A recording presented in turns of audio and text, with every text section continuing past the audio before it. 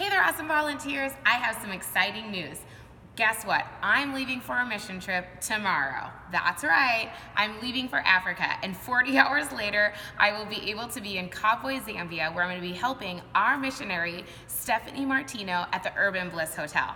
If you don't know anything about it, you can look it up on Facebook, it's on the internet. She opened up a hotel in Africa, and it is her mission to be able to do work-life ministry with them.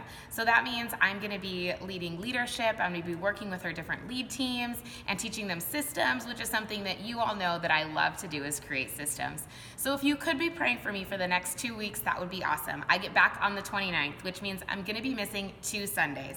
This Sunday, the 21st, and the next Sunday after that, the 28th.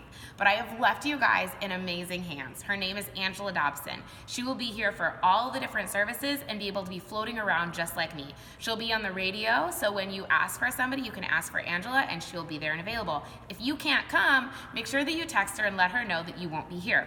Her phone number is 207-329-2914. That number again is 207-329-2914.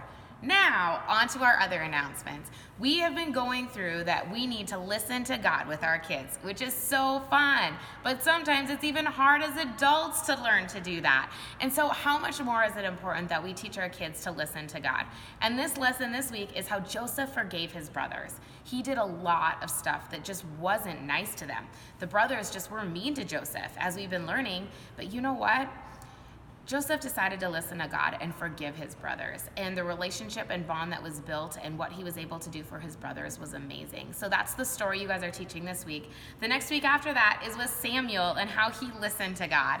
And so as little kids, it's an exciting story to be able to teach them because it is about a little kid who had to listen to God. It was Samuel. So that's our lessons for the next 2 weeks. It is going to be Joseph and how he had to forgive his brothers. And the next week, the 28th, is going to be about how Samuel had to listen to God as a very little kid. He heard God in the middle of the night and had to go to him, and it's a really fun story.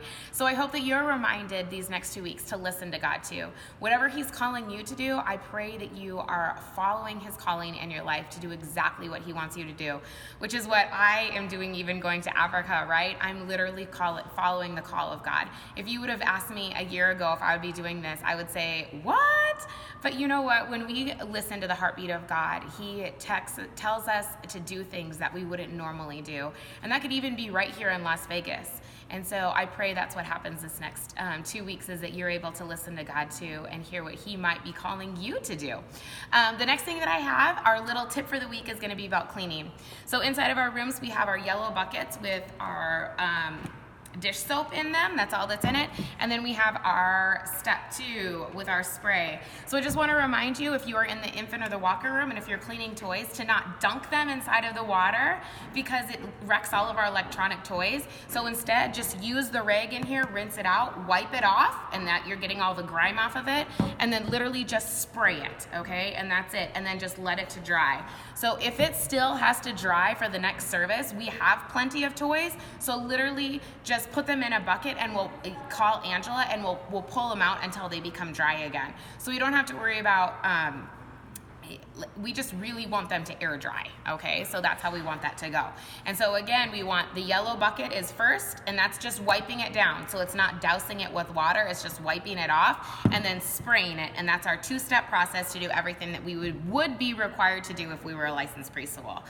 Again, thank you so much for volunteering and working with all these kids every single weekend. It is amazing to see just the lives that are changed and the families that are changed by your choice to put your yes on the table and serve here at Hope Church. So I hope you guys have a great week, and we'll see you in 2 weeks.